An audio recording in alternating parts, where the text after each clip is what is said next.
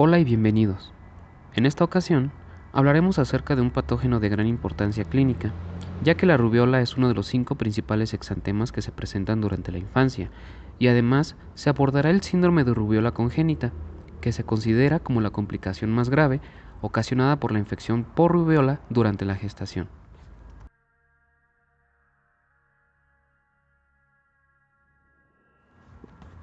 Hablemos un poco de la historia de este virus.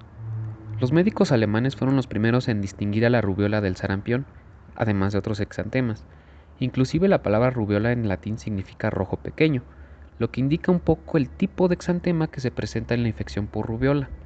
Además, en el mundo anglosajón, a la rubiola se le conoce como sarampión alemán. Como brevario cultural, el nombre togavirus deriva del latín toga, que significa capa o sudario, esto haciendo referencia a la bicapa lipídica que va a cubrir a este virus. Es importante mencionar que en 1941, un oftalmólogo australiano llamado Norman McAllister descubrió que la infección materna por rubiola era la causante del síndrome de rubiola congénita. Desde entonces, y gracias a este descubrimiento, la infección materna por rubiola se ha relacionado con otras anomalías congénitas graves. Además, este hallazgo estimuló el desarrollo de un programa único para vacunar a los niños e impedir la infección de las mujeres embarazadas y de los recién nacidos.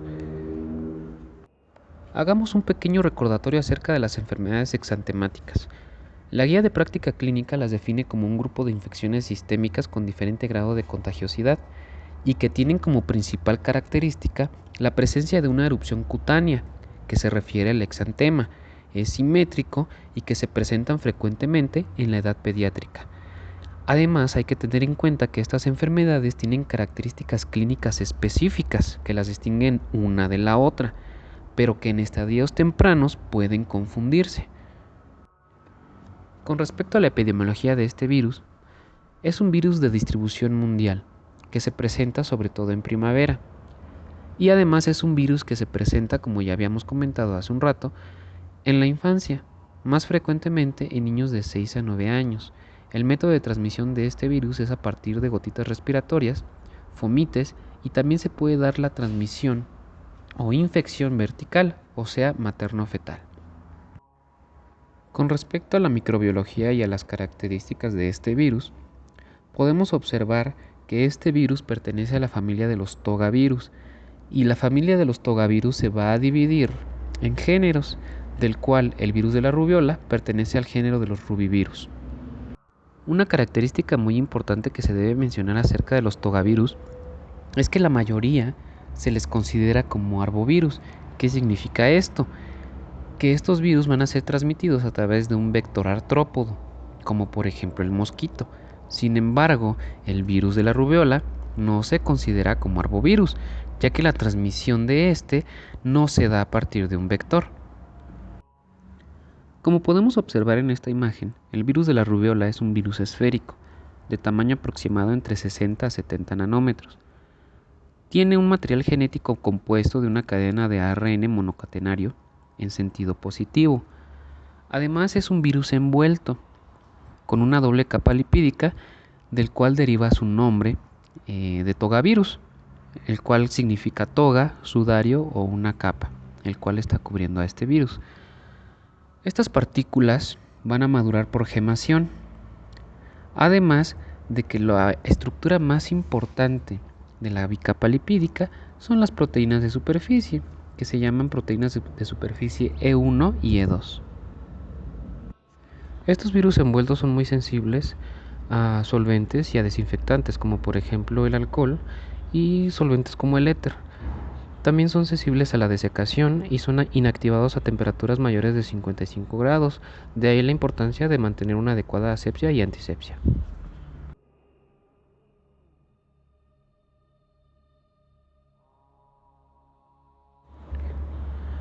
Como ya habíamos hablado en la parte de microbiología, este virus se va a contagiar a través de gotitas respiratorias y va a llegar a la vía respiratoria superior, en donde por ayuda de las glucoproteínas E1 y E2 se van a unir a receptores específicos en la superficie de las células epiteliales de la vía respiratoria superior.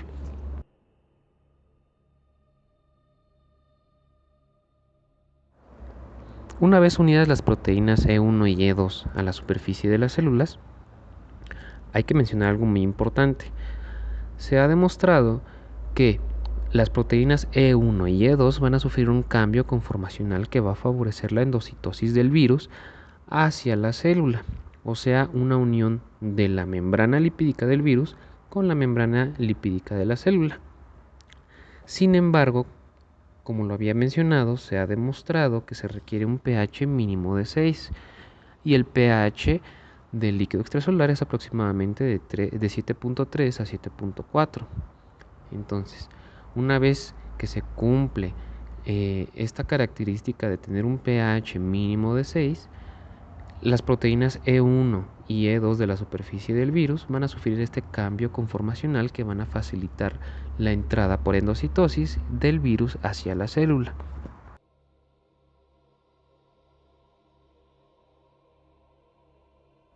Una vez endocitado el virus, la nucleocápside va a quedar dentro de una vesícula, la cual se va a acidificar.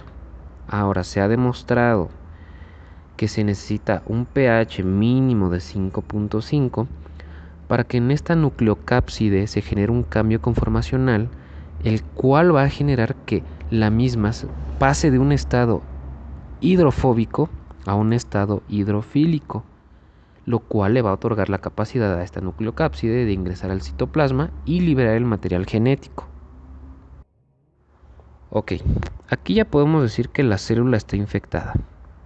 El periodo prodrómico de la rubiola es aproximadamente de 14 a 21 días, un periodo relativamente lento. ¿Por qué? Bueno, resulta que este virus tiene una tasa de latencia y una tasa de multiplicación aproximadamente de 8 a 12 horas por cada virión. O sea, que para replicar y madurar cada virión o un solo virión se va a necesitar aproximadamente de 8 a 12 horas de tiempo. Ahora, una vez liberado al citoplasma todo este material genético, el genoma viral se va a unir a los ribosomas de la célula huésped. ¿Para qué? Para sintetizar ARN mensajero. Ahora, el genoma de los togavirus se va a traducir en dos fases, en una fase precoz y en una fase tardía. Los dos primeros tercios iniciales del ARN se va a traducir y van a generar una poliproteína, o sea, una proteína muy grande.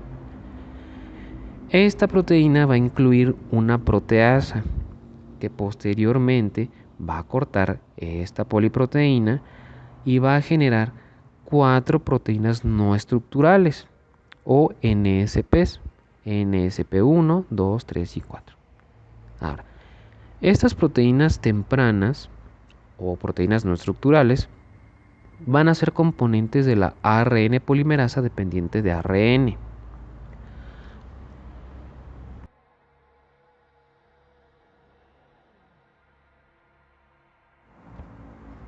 Una vez formados todos estos componentes de la ARN polimerasa dependiente de ARN, que su principal función pues va a ser copiar todo el genoma, todos estos componentes se van a ensamblar dentro de una vesícula o de un armazón en el citoplasma de la célula.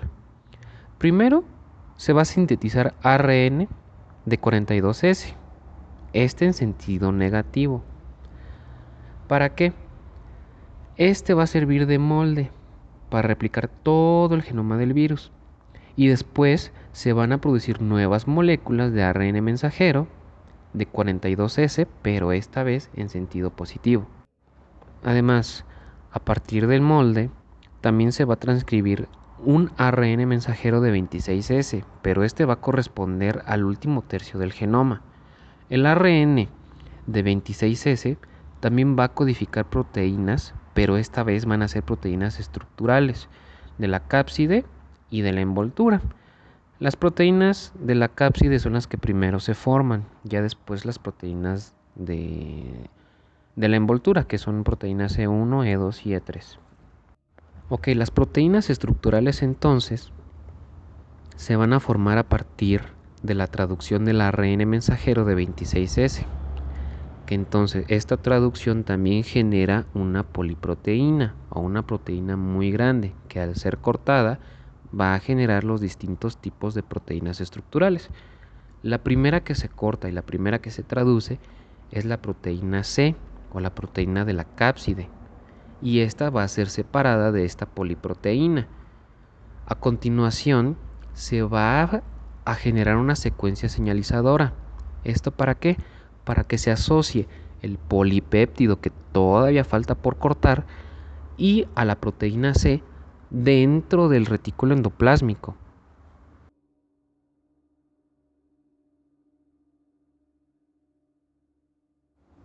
Ok, ya en el retículo endoplásmico se van a traducir las proteínas de la envoltura, ¿vale? Las cuales tienen que ser glucosiladas y separadas de la porción de esta poliproteína, de esta proteína grande, tienen que ser cortadas y separadas. Ahora, una vez formadas estas glucoproteínas, ya E1, E2 y E3 por separado, generalmente la glucoproteína E3 se va a liberar, o sea, se desprende de la mayoría de las puntas glucoproteicas. Ok, estas glucoproteínas ya van a ser procesadas por la maquinaria celular en el retículo endoplásmico y se tienen que formar dímeros de glucoproteína E1 y glucoproteína E2 para pasar al aparato de Golgi. Una vez dentro del aparato de Golgi se van a acetilar y asilar con ácidos grasos de cadena larga. ¿Para qué? Para ser enviadas al citoplasma de la célula. El papel más importante lo va a tener las proteínas de la cápside. ¿Por qué? Porque estas proteínas, una vez formadas y una vez copiado el material genético del virus, se van a empezar a unir al ARN. ¿Para qué? Para formar la cápside icosaédrica que va a proteger el material genético del virus. Ahora, esta cápside icosaédrica va a tener puntos de unión para las puntas glucoproteicas o las proteínas de la envoltura, E1 y E2. Estos puntos de unión van a tensar fuertemente a toda la envoltura y además a las proteínas de la envoltura, estas glucoproteínas E1 y E2. De hecho, en la literatura se menciona que es como si se empaquetara en plástico, ¿vale? Una vez que estos puntos de unión se unen a las glucoproteínas E1 y E2, el virus va a ser liberado por gemación. Y por ayuda de estos puntos de unión que van a tensar fuertemente a las glucoproteínas, también se va a formar esta bicapa lipídica que va a proteger además a la nucleocápside.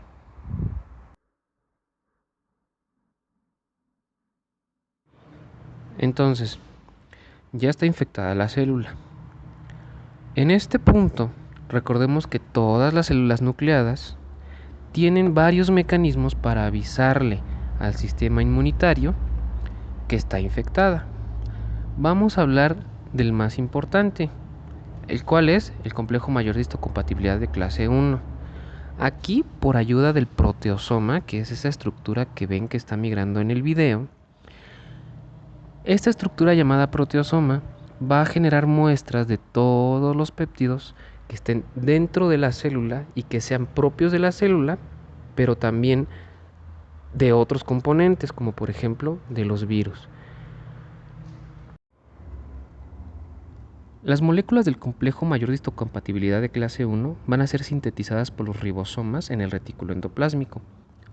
Una vez que el proteosoma ha formado una muestra de los péptidos virales, estos van a pasar hacia el retículo endoplásmico y se van a unir al MHC1. Una vez que se unen estas muestras al complejo mayor de histocompatibilidad de clase 1, van a migrar hacia el citoplasma de la célula. ¿Para qué? Para poder ser presentadas a las células inmunitarias.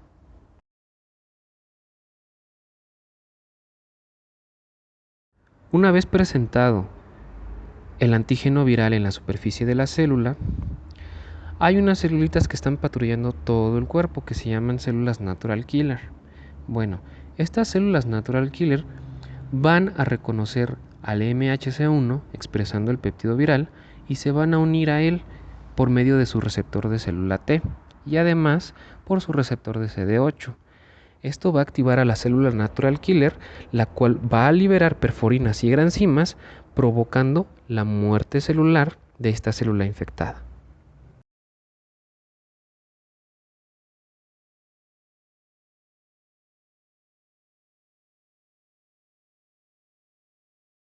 Otro mecanismo que tiene la célula para no solamente avisarle al sistema inmunitario que está infectada, sino a otras células, es a partir del mecanismo de los interferones, sobre todo el alfa y el beta, que son antivirales. ¿Y cómo se va a activar este mecanismo?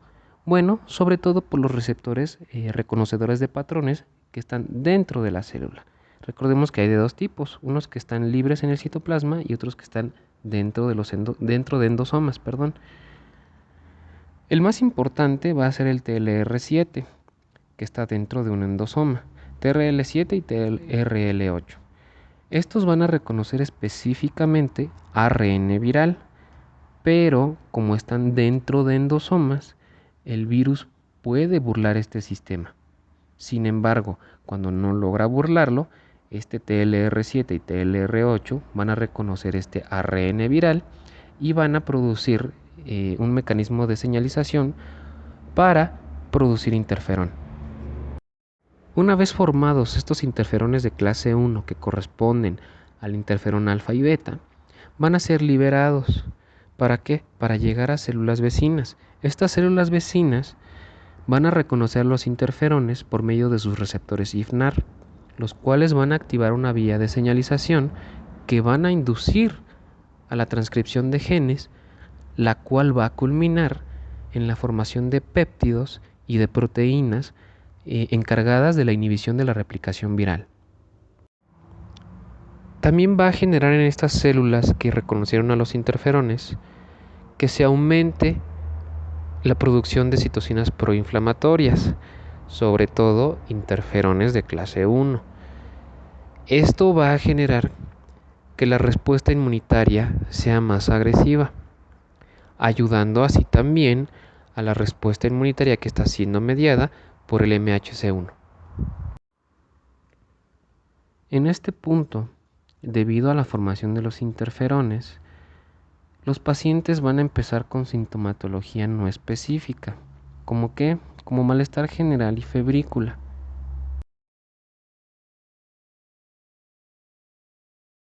¿Y entonces por qué es tan importante mencionar esto?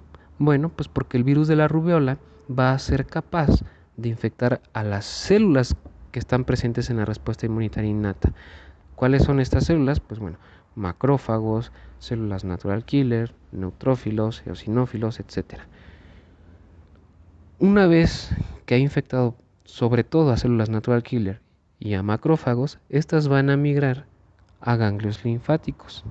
Y aquí se va a establecer la viremia primaria. Una vez que estas células inmunes infectadas llegan a ganglios linfáticos, pues ya dijimos que se consolida la viremia primaria. ¿Y a qué va a corresponder dentro del cuadro clínico? Pues a las adenopatías retroauriculares y suboccipitales. ¿Por qué se va a dar estas linfadenopatías? Bueno, pues porque van a migrar células inmunitarias activadas y recordemos que los macrófagos sobre todo van a generar interferón de clase 2, que es el interferón gamma. Y este interferón gamma se va a encargar de activar a más macrófagos y linfocitos para ya establecer una respuesta inmunitaria adaptativa.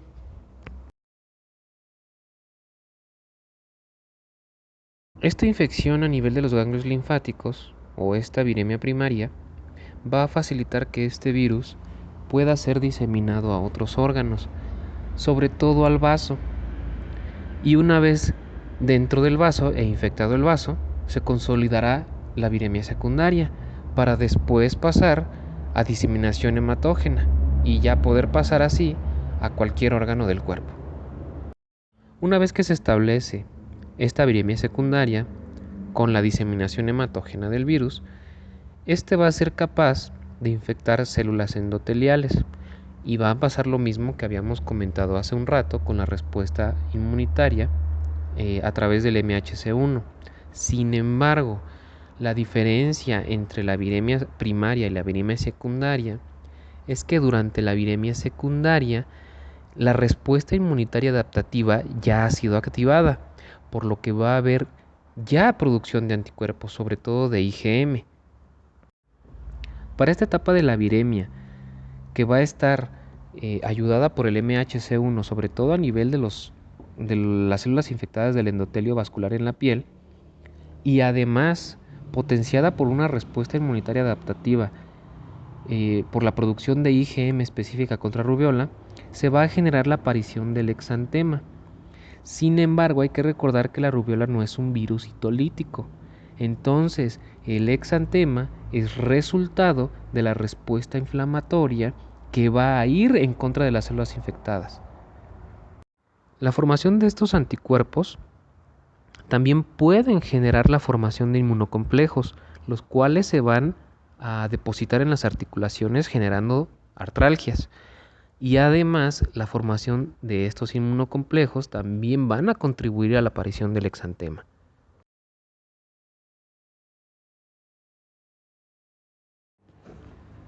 Para terminar esta parte de la fisiopatología, la respuesta inmunitaria adaptativa ya tardía va a generar IgG.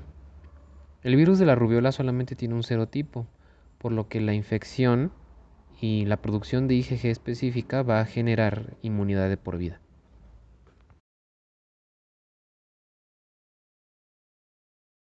El virus de la rubiola puede transmitirse por vía materno-fetal.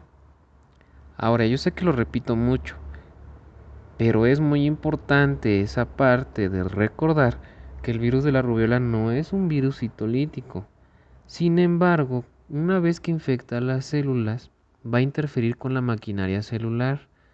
Además de que, debido a la respuesta inmunitaria, pues van a ser destruidas todas estas células infectadas, por lo cual los daños generados al feto por el virus de la rubiola es mediada por esta interferencia con la maquinaria celular y la destrucción celular por la respuesta inmunitaria.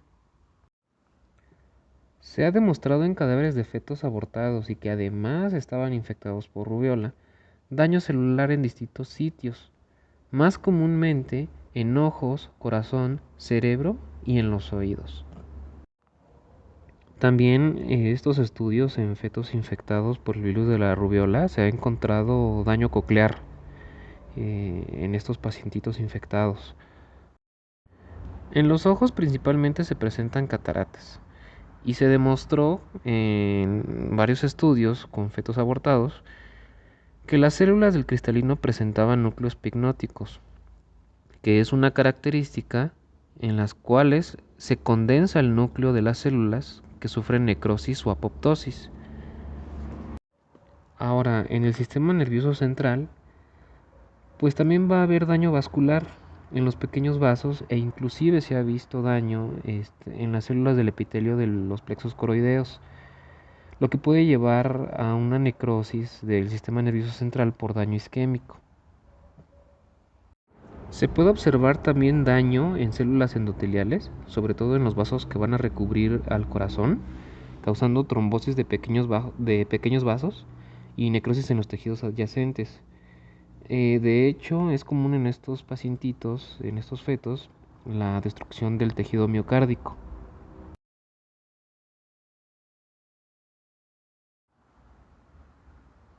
Las personas infectadas van a poder transmitir este virus durante el periodo prodrómico y 2 semanas después del inicio del exantema. Al inicio de la enfermedad, durante el periodo prodrómico y hasta la aparición del exantema, pues ya habíamos comentado que se presentan síntomas generales como febrícula y malestar general.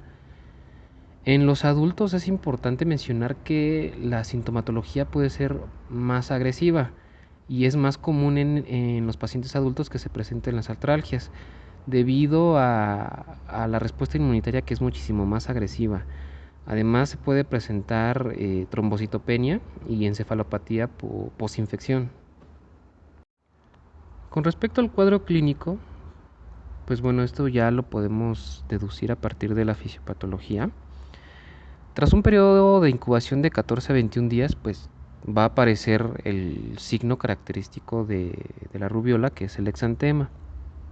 Y consiste en un exantema maculopapuloso o maculoso con adenopatías, sobre todo adenopatías retroauriculares, posauriculares y suboccipitales. La característica de este exantema es que es un exantema pardo o rosado y que generalmente no dura más de 3 días, aproximadamente de 3 a 6 días. Inclusive este exantema se le conoce como exantema de los 3 días. Hablando ya específicamente del exantema, es un exantema de evolución cefalocaudal y de curación en sentido inverso a su método de aparición. Comienza en cara, se va a extender hacia el tronco y después a las extremidades, y pocas veces va a persistir más de 3 días, aproximadamente de 3 a 7 días. Y además en algunas ocasiones puede ser pruriginoso. El diagnóstico de la rubiola en el contexto de nuestro país pues es meramente clínico. Sin embargo, no es 100% fiable, ya que muchas infecciones virales van a producir síntomas similares a los de la rubiola. Determinados diagnósticos se van a realizar a través de estudios de laboratorio específicos, como por ejemplo aislamiento del virus o detección del ARN viral, y también por datos de seroconversión. Entonces, hay varios métodos disponibles para la detección y diagnóstico específico de la rubiola, como por ejemplo detección del ácido nucleico a partir de la PCR, o aislamiento y cultivo y la identificación del virus. Esto se va a dar sobre todo en células Vero y BHK21. ¿Por qué se prefieren estas células? Bueno, pues porque estas células se ha comprobado que no tienen un buen sistema de interferones, por lo cual va a haber una gran cantidad de títulos de virus circulantes, por lo cual pues el aislamiento va a ser muchísimo más fácil.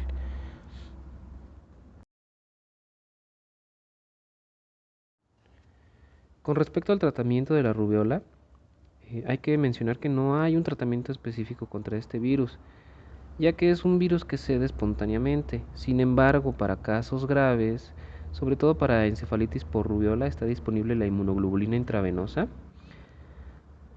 Y pues bueno, para estos casos graves puede ser administrada con seguridad, pero no se recomienda que se administre esta inmunoglobulina en madres, ya que pues no protege al feto contra la rubiola, ya que no se suele administrar en una etapa lo suficientemente temprana como para proteger al feto de la viremia.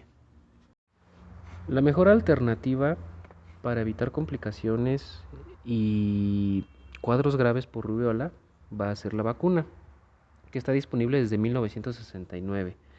Es una vacuna con virus vivos atenuados y puede ser comercializada como un antígeno simple o en combinación con la vacuna del sarampión y la parotiditis. Y pues como ya habíamos mencionado, el principal propósito de la vacunación contra la rubiola es evitar las infecciones por rubiola congénita. Esta vacuna va a inducir inmunidad en por lo menos 95% de los receptores. Bueno, hemos llegado al final, les agradezco mucho la atención. Espero que haya sido entendible, que no se les haya hecho tediosa la clase, y me gustaría que dejaran en los comentarios algún consejo, qué creen que pudiera yo mejorar para hacer la clase un poco más amena. Y bueno, también si gustan algún tema que quisieran que también hiciera un video, pues dejarlo ahí en la caja de los comentarios. Les agradezco mucho y bonito día. Hasta luego.